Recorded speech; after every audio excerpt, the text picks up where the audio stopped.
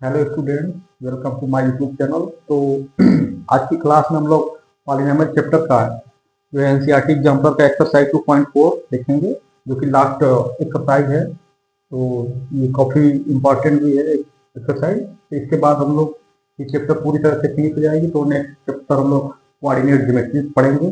तो आज का ये लास्ट एक्सरसाइज है। तो इसमें जो क्वेश्चन है उसको हम लोग कर लेते हैं। तो इसमें पहला क्वेश्चन है हमारा कि if the polynomials a z cube plus 4z square plus 3z minus 4 and z cube minus 4z plus a leave the same remainder when divided by z minus 3, find the value of a। तो सबसे पहले इस question को करने से पहले आप लोग को रिमाइंडर थ्योरम याद करना पड़ेगा कि रिमाइंडर थ्योरम क्या होता है। तो हम बताया कि रिमाइंडर थ्योरम क्या होता है कि जब किसी पॉलिनोमियल को जिसकी डिग्री 1 या 1 से ग्रेटर हो, उसको x माइनस ए टाइप के पॉलिनोमियल से अगर डिवाइड करते हैं तो उसका रिमाइंडर क्या बचता था, पी ऑफ ए। अगर कोई पॉलिनोमियल एक्स का है, कोई पॉलिनोमियल पी ऑफ एक्स है जिसकी डिग्री ग्रेटर देन 1 हो या 1 से ग्रेटर हो, और उसको एक्स माइनस ए टाइप के पॉलिनोमियल से डिवाइड किया जाता है, तो इस पॉलिनोमियल का जो रिमाइंडर क्या बचता था, एक्स माइनस ए। तो इसको क्या करते थे, एक्स बराबर ए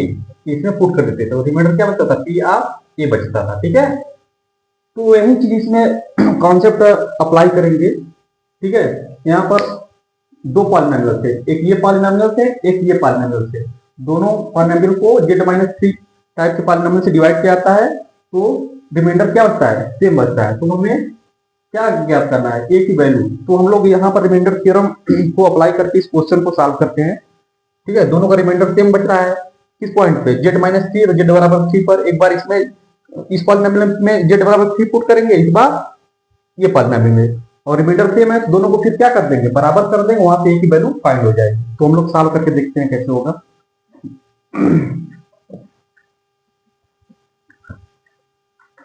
देखिए पहला पॉलिनोमियल क्या दिया है, P of Z, A Z cube plus 4z square plus 3z minus 4। ठीक है, तो इस पॉलिनोमियल को किससे डिवाइड किया जाता है, z-3 से। तो रिमाइंडर क्या बचेगा, z-3 से डिवाइड किया जाता है, तो z-3 को हम लोग 0 बराबर करते थे। z बराबर क्या आता था, 3 आता था। वही 3 इस पॉलिनोमियल में पुट करते थे, जो पॉलिनोमियल की वैल्यू पॉइंट पे आती थी वही क्या होता था, रिमाइंडर होता था। इसमें क्या पुट करेंगे, p ऑफ 3, a इंटू 3 का क्यूब प्लस 4 इंटू 3 का स्क्वायर प्लस 3 इंटू 3 माइनस 4। देखो ये क्या होगा, 27, ये क्या हो जाएगा 36, ये क्या हो जाएगा प्लस 9, ये माइनस 4। तो इसको सॉल्व अगर हम लोग करते हैं तो 27 ए, ये क्या होगा 36, 9 क्या हो जाएगा 45 में से प्लस 41, ये बचेगा। अगर इससे इस पॉलिनोमियल में डिवाइड करते हैं, सेम उसी तरह दूसरा कंडीशन क्या है, z-3 से इस पॉलिनोमियल में डिवाइड करेंगे, तब तो क्या रिमाइंडर बचता है। अब नाउ इस पॉलिनोमियल में पी ऑफ जेड क्या दिया है, Z cube minus 4z plus a. ठीक है, तो z बराबर ए पे, किस पॉइंट पे, z माइनस ए, ये क्या है यहाँ पर 3 है, जेड यहाँ पर इसमें भी 3 पुट करेंगे, तो 3 का क्यूब माइनस 4a, जेड है, तो 4z की वैल्यू क्या लेंगे 3 प्लस ए। देखो 27 माइनस 12 प्लस ए, 27 में से 12 गया 15 प्लस ए, पी ऑफ 3, ये आ गया। यही रिमाइंडर, इसका रिमाइंडर क्या आ गया 15 प्लस ए, इसका रिमाइंडर क्या आया था पी ऑफ 3 पे 27 ए प्लस 41। बट ये क्या बोल रहा है क्वेश्चन में कि जो रिमाइंडर है इस पॉइंट पे z बराबर 3 पे, दोनों पॉलिनोमियल का क्या आ रहा है, सेम हो रहा है। तो इस दोनों वैल्यू को क्या कर देंगे, सेम करेंगे। क्वेश्चन में कर रहा है ना, लीव द सेम रिमाइंडर, ये भी रिमाइंडर, इसका रिमाइंडर इस पॉलिनोमियल का ये हो गया उस पॉइंट पे, और इस पॉलिनोमियल का रिमाइंडर ये हो गया इस पॉइंट पे, z बराबर 3 पे। तो सेम है तो इसको हम लोग इक्वल कर देंगे, इसलिए 27a plus 41 equal to 15 plus a। ठीक है, तो देखो ये इस साइड चला जाएगा, 27a माइनस a 50 माइनस 41, ये क्या आएगा 26a। ये क्या होगा माइनस होगा 26। ठीक है, अब a क्या होगा माइनस 26 बाई 26, ये बराबर क्या आ गया -1, यही a की वैल्यू है। ठीक है, आप लोग को इस क्वेश्चन में रिमाइंडर थ्योरम को सोचना पड़ेगा, वही कॉन्सेप्ट इसमें है कि, और यहाँ पर दिया गया कि z माइनस 3 से डिवाइड किया था इस पॉलिनोमियल में और इस पॉलिनोमियल में, तो दोनों का रिमाइंडर सेम बचता है। तो रिमाइंडर थ्योरम से हम पढ़े हैं कि किसी भी पॉइंट पे रिमाइंडर थ्योरम कैसे निकालते हैं, उस पॉइंट को उस पॉलिनोमियल में पुट करते हैं तो वही रिमाइंडर होता है। तो z बराबर 3 इस पॉलिनोमियल में पुट किए तो इसका रिमाइंडर क्या आया 27 प्लस 41, फिर z बराबर 3 इस पॉलिनोमियल में पुट किए तो क्या आया रिमाइंडर 15 प्लस a। क्वेश्चन में कह रहा है कि दोनों का रिमाइंडर सेम है, तो यहाँ पर हम लोग क्या कर दिए सेम कर दिए। जब सेम कर दिए दोनों को तो वहां से इस प्रकार से a की वैल्यू निकल जाएगी। ठीक है, अब नेक्स्ट क्वेश्चन देखते हैं। तो देखो नेक्स्ट क्वेश्चन, सेकंड क्वेश्चन क्या है कि the polynomial p of x बराबर x to power 4 minus 2x cube plus 3x square minus ax plus 3a minus 7 when divided by x plus 1 leave remainder 19, also find the remainder when px is divided by x plus 2। मतलब अगर x plus a x plus 1 से इस polynomial में divide किया तो reminder क्या बचता है 19। तो हम लोग रिमाइंडर थ्योरम पढ़े थे, अगर किसी पॉलिनोमियल को कोई पॉलिनोमियल मान लो p ऑफ x है, अगर उसको x प्लस a टाइप के पॉलिनोमियल से डिवाइड किया जाता था तो रिमाइंडर क्या बचता था x प्लस a को हम लोग 0 कर देते थे, x प्लस a बराबर 0, तो x बराबर क्या आता था -a। तो यही x बराबर -a क्या बचता था रिमाइंडर, p ऑफ -a उस पॉलिनोमियल में पुट कर देते थे, तो जो आता था वैल्यू, ठीक है, वही क्या होता था रिमाइंडर, यही होता था ना रिमाइंडर थ्योरम। तो हम इसी कंडीशन को फिर से अप्लाई करते हैं, तो देखते हैं। देखो तो पॉलिनोमियल ऑफ x क्या दिया है x की power 4 minus 2x plus 3x square minus ax plus 3a minus 7, ये पॉलिनोमियल है। इसको किसे डिवाइड किया जाता है x प्लस 1 से, x प्लस 1 से, यानी इसमें क्या पुट करेंगे x बराबर -1 इस पॉलिनोमियल में, तो जो आएगा वही रिमाइंडर होगा। तो x बराबर -1 यानी p ऑफ -1, तो -1 के पावर 4 -2 मल्टीप्लाई -1 के पावर 3 प्लस 3 मल्टीप्लाई -1 के पावर 2 -1 मल्टीप्लाई माइनस, ठीक है, प्लस 3 माइनस 7। ठीक है, अब देखो उस पॉइंट पे रिमाइंडर क्या बच रहा है 19, तो ये क्या हो जाएगा दिया गया ना x प्लस वे डिवाइड किया तो रिमाइंडर क्या बचता था 19, यानी ये किसके बराबर होगा 19 के बराबर होगा। इधर सॉल्व करो, -1 के पावर 4 क्या आएगा 1, ये क्या आएगा ये तो माइनस होगा, माइनस माइनस क्या हो जाएगा प्लस, प्लस 2, ये क्या हो जाएगा प्लस 3, ये माइनस माइनस प्लस 8 और ये प्लस 3 ये -7। तो सॉल्व करोगे तो कितना आएगा 3 2 5 1 6 6 में से 7 गया -1। ठीक है, देख लेना 3 2 5 1 6 6 में से 7 गया -1 और प्लस 3 और प्लस 1 क्या हो जाएगा 4। ठीक है, इसके बाद एक लेफ्ट में आएगा तो 20 हो जाएगा 4। इस प्रकार ए की वैल्यू क्या आ गई 5 आ गई। ठीक है, अब ए की वैल्यू 5 आ गई। फिर अगला क्या करा कि also find reminder, also find reminder when px is divided by x plus 2। जब इस पॉलिनोमियल को p ऑफ x को x प्लस 2 से डिवाइड किया था तब रिमाइंडर क्या बचेगा, इसीलिए हम लोग यहाँ a की वैल्यू फाइंड किए हैं। तो जब x प्लस 2 से डिवाइड करेगा तो जब तक a की वैल्यू फाइंड नहीं करेंगे तब तक हम ये इसको बता नहीं सकते थे कि रिमाइंडर क्या बचेगा। तो हम लोग देखते हैं, अब x बराबर एक्स प्लस टू से डिवाइड किया जाता है। अब इसमें एक की वैल्यू तो पॉलिनोमियल हमारा क्या हो जाएगा, पी ऑफ एक्स क्या हो गया। अब एक वैल्यू पुट कर दो 5 इसमें, जहां जहां ए है, x power 4 minus 2x³ plus 3x²। अब ए एक्स है तो एक वैल्यू क्या आ गई 5x, ठीक है, प्लस प्लस 3x, 3 × 5 क्या हो जाएगा 15, 15 माइनस 7 क्या बचेगा 8 हो जाएगा। यहाँ पर देखो 3 × 5 15, और 15 माइनस 7 क्या हो जाएगा 8 हो जाएगा, तो यहाँ पर 8, ठीक है। मेरे को कह रहा है कि x प्लस 2 से डिवाइड किया जाए तो रिमाइंडर क्या बचेगा। तो जब x प्लस 2 से डिवाइड किया जाएगा तो रिमाइंडर पाने के लिए हम क्या रखेंगे, x बराबर -2, यही ना बताया गया था।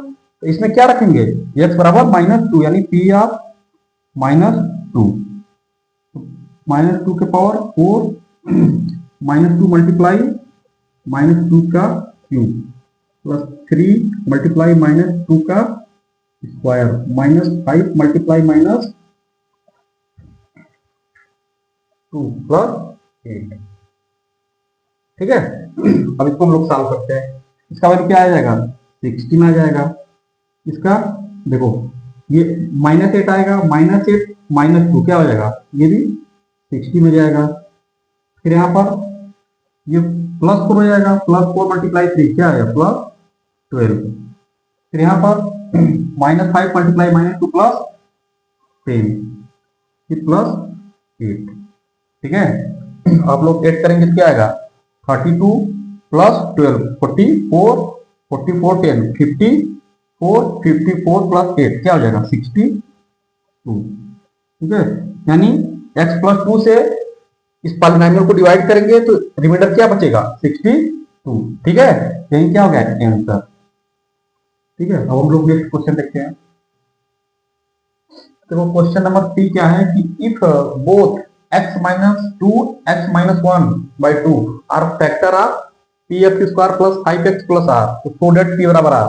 देखो ये जो है ये दोनों x - 2 x - 1/2 इस पॉलिनोमियल का क्या है फैक्टर है। तो इस पॉलिनोमियल का अगर फैक्टर है तो फैक्टर थ्योरम से अगर किसी पॉलिनोमियल का कोई ये अगर फैक्टर है तो x बराबर 2 इस पॉलिनोमियल में अगर पुट करेंगे तो इसकी वैल्यू किसके बराबर आएगी 0 के बराबर आएगी। इसी प्रकार x - 1/2 इस पॉलिनोमियल में x बराबर 1/2 पुट करेंगे तो इसकी वैल्यू क्या आएगी 0 आएगी। यही ना फैक्टर थ्योरम कहता है कि अगर किसी पॉलिनोमियल को अगर x - 1 या x - a किसी पॉलिनोमियल का फैक्टर है तो x बराबर a उस पॉलिनोमियल में पुट करने पर हाँ क्या आना चाहिए पॉलिनोमियल वैल्यू पॉइंट पे 0 आना चाहिए। यही कहता है फैक्टर थ्योरम।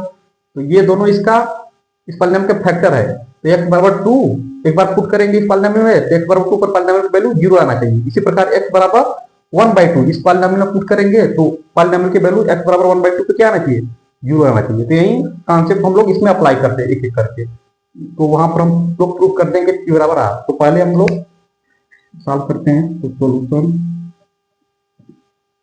तो बता दिए क्योंकि x - 2 क्या है इस पॉलिनोमियल का फैक्टर है तो by factor theorem, by factor theorem, ठीक है। पी ऑफ एक्स हाँ क्या दिया है तो आप लोग कैपिटल इस्तेमाल की क्योंकि वहां पर पी दिया तो इस्तेमाल की ले लीजिए तो पी x² + 5x + r। तो ये किस पॉइंट पे 0 होगा x बराबर 2 पे कर लेते हैं x बराबर 2 हाँ तो पी ऑफ 2 तो p × 2 का स्क्वायर 5 × 2 + r, ये क्या हो जाएगा भाई ये इसका फैक्टर है तो इस पॉइंट पर पॉलिनोमियल की वैल्यू 0 हो जाएगी तो पी ऑफ 2 क्या होगा 0। तो ये क्या हो जाएगा 4p + 10 + r यानी कि 10 को इस साइड लाते हैं तो -10 हो जाएगा 4p + r। एक इक्वेशन हमारा ये बन गया, ठीक है। तो सेम दूसरा फैक्टर क्या है x - 1/2 इस पॉलिनोमियल में क्या पुट करेंगे x बराबर 1/2 तो x बराबर 1/2 तो पी ऑफ 1/2 क्या हो जाएगा देखो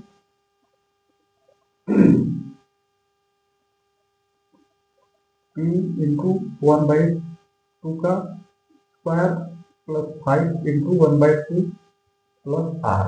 ठीक है, ये क्या होगा, p into 1/4 plus 5/2 plus R. तो एलसीएम अगर आप लेते हैं तो 4 आएगा, तो ये क्या होगा, ले लो LCM.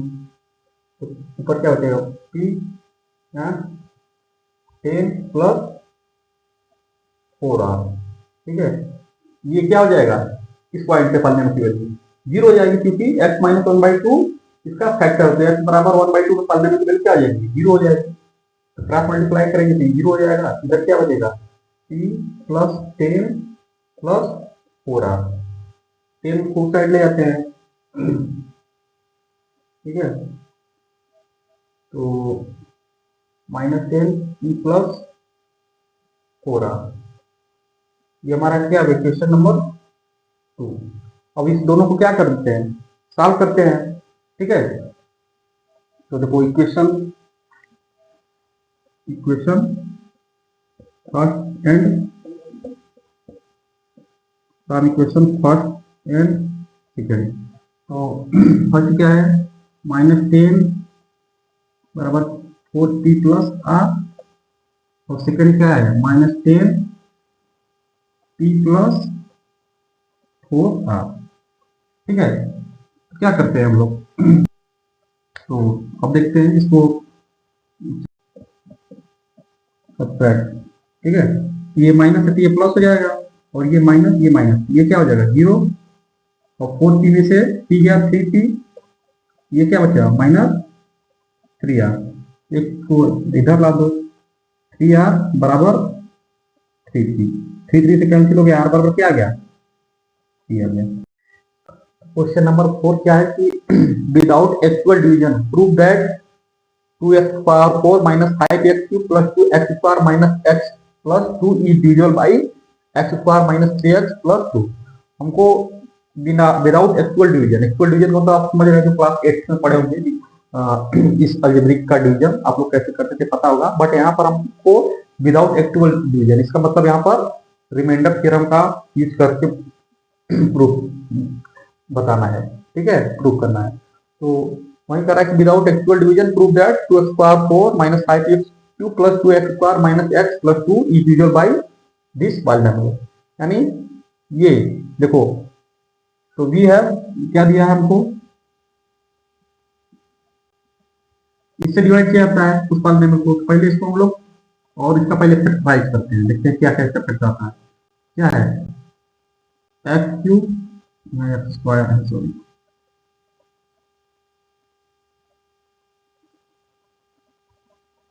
X square minus 3x plus 2, ये दिया गया पॉलिनोमियल। तो देख रहे हैं क्वाड्रेटिक पॉलिनोमियल है, हम लोग क्वाड्रेटिक पॉलिनोमियल को जानते हैं कि कैसे करते हैं, मिडिल टर्म को स्प्लिट करकर। ठीक है, तो क्या आएगा, मल्टीप्लाई करने पर देखो a6 प्रोडक्ट 2 आ रहा है, और सम क्या आना चाहिए, -3 आना चाहिए।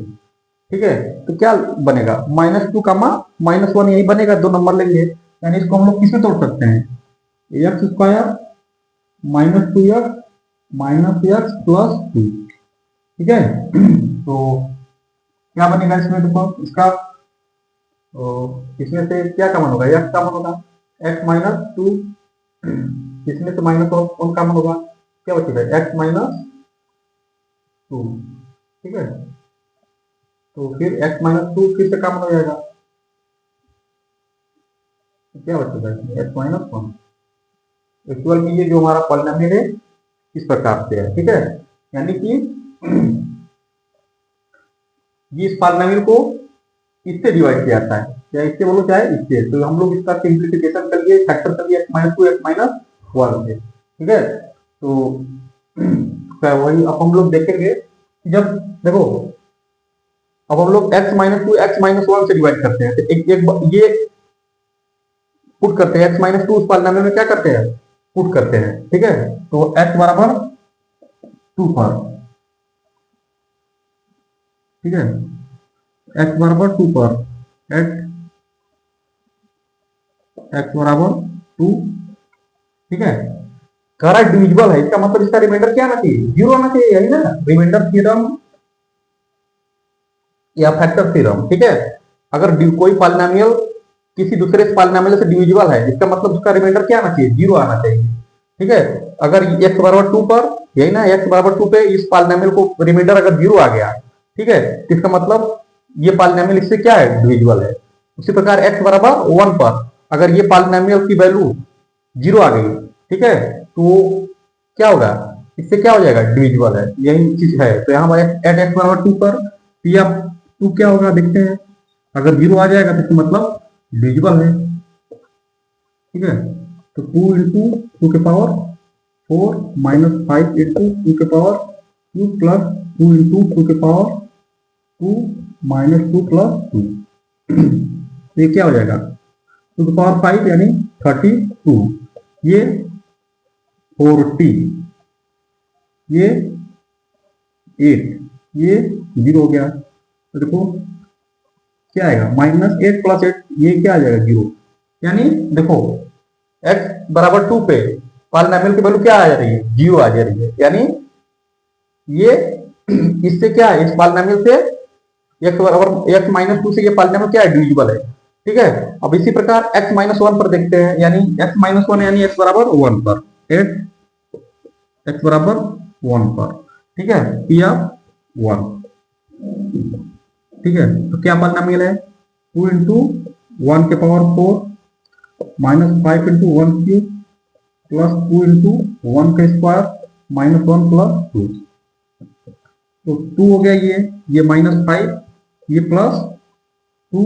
ठीक है, ये -1 प्लस 2 है ना, 2 - 5 प्लस 2 -1 प्लस 2। देखो क्या हो जाएगा, ये -3 प्लस 2, ठीक है, -3 प्लस 2, 1 1 -1 0। एक मिनट, तो इस प्रकार से इसको सॉल्व करेंगे तो क्या आ जाएगा, 0 आ जाएगा। यानी कि देखो इस पॉलिनोमियल को हम लोग इस प्रकार से लिख दिए, यानी इस पॉइंट पे x बराबर 2 पे x बराबर 1 पे भी पॉलिनोमियल की वैल्यू 0 आ रही है, यानी रिमाइंडर क्या आ रहा है, 0 आ रहा है। रिमाइंडर 0 आने का मतलब कि जो पॉलिनोमियल है इससे क्या है, डिविजिबल है। ठीक है, मतलब इस अगर कोई बच्चे को नहीं समझ में आ रहा है तो इसका मतलब इसे 15 है, 15 को हम लोग क्या लिख सकते हैं, 3 इंटू 5। ठीक है, इसका मतलब जो है 15 3 से भी डिविजिबल है, 5 से भी डिविजिबल है। तो यही चीज है, अगर पॉलिनोमियल अगर इससे डिविजिबल है तो इसको मल्टीप्लाई के रूप में लिख दिया, तो इससे भी डिविजिबल होना चाहिए, इससे भी डिविजिबल होना चाहिए। तो यहाँ पर वही रिमाइंडर थ्योरम का यूज करेंगे। ठीक है, एक बार इस पॉइंट पर चेक करेंगे 0 आ रहा है कि नहीं, फिर एक बार इस पॉइंट पर चेक करेंगे 0 आ रहा है कि नहीं। अगर दोनों पे 0 आ रहा है इसका मतलब ये पॉलिनोमियल इस पॉलिनोमियल से क्या है, डिवाइड है। ठीक है, इस प्रकार से हम लोग उसको प्रूव कर दिए। ठीक है, तो देखो क्वेश्चन नंबर 7 क्या है कि if a, b, c are all of non zero and a + b + c किसके बराबर है, 0 पे, तो हमको प्रूव करना है कि a² / bc + b² / ca + c² / ab = 3। ये हमको सॉल्व करना है। तो देखो इसमें क्या करना पड़ेगा कि हम लोग LHS वाले टर्म को लेकर चलते हैं। ठीक है, तो सबसे पहले हम लोग LHS क्या दिया गया है, a² / bc plus b² / ca plus c² / ab। ठीक है, यही लेकर चलते हैं और इसको किसके बराबर लाते हैं, c के बराबर। तो इसमें अगर एलसीएम लेंगे इसका क्या आएगा, ए बी सी। आप लोग एलसीएम लेना जानते होंगे वेरिएबल का, 3 वेरिएबल है ए बी सी। तो सब वेरिएबल में सबसे बड़ी पावर ए की क्या है, 1 है, तो उसका 1 ए लिख देंगे। बी का सबसे बड़ी पावर क्या है, बी 1 है, तो यहाँ पर बी आएगा। सी की सबसे बड़ी पावर क्या है, 1 ही है, तो इसको सी ही आएगा। और कोई होता तो उसको लिखते। तो इस प्रकार से एलसीएम एबीसी आ गया। अब बीसी से इसमें क्या करेंगे, डिवाइड करेंगे, तो क्या बचा, ए का इसमें मल्टीप्लाई करेंगे तो ए क्यू हो गया। इसी प्रकार सी ए से इसमें डिवाइड करेंगे तो क्या बचेगा, बी, बी का b² मल्टीप्लाई करेंगे तो क्या आएगा, बी क्यू। और फिर ए बी से इसमें मल्टीप्लाई करेंगे सॉरी डिवाइड करेंगे तो क्या बचेगा, सी, सी का ऊपर मल्टीप्लाई करेंगे तो क्या होगा, सी क्यू। ये आप देख रहे हैं a q plus b q plus c q है। तो a q plus b q plus c q का आप लोग एक फार्मूला पढ़े होंगे, क्या, a q plus b q plus c q बराबर क्या होता था, 3abc हो जाता था। कब? जब a plus B plus c, when a plus B plus c equal to कब होता था? 0 होता था। हम आइडेंटिटी पिछली क्लास में बताए थे कि a q plus b q plus c q बराबर सी ए बी सी के बराबर होता है जब ए प्लस बी प्लस सी क्या हो जाता था? 0 के बराबर हो जाता था। एक्चुअली इसका मेन जो आइडेंटिटी है ये होता था A cube plus B cube plus C cube minus 3abc equal to क्या होता था? A plus B plus C, दूसरे ब्रैकेट में A square plus B square plus C square minus A B minus B C minus C. यही ना होता था? यहाँ पर आपको दिया गया है ए प्लस बी प्लस सी क्या है? 0 है। तो ये 0 है तो इससे मल्टीप्लाई करेंगे तो ये भी 0 हो जाएगा, यानी टोटल क्या हो जाएगा? 0। और ये अब माइनस 3abc वाला टर्म किधर आ जाएगा? राइट साइड में। तो इसलिए हमको लिख सकते हैं A cube plus B cube plus C cube बराबर 3abc, यही लिख सकते हैं। ठीक है, यहाँ पर इसलिए हम A cube plus B cube plus C cube किसके बराबर लिख सकते हैं? 3abc के।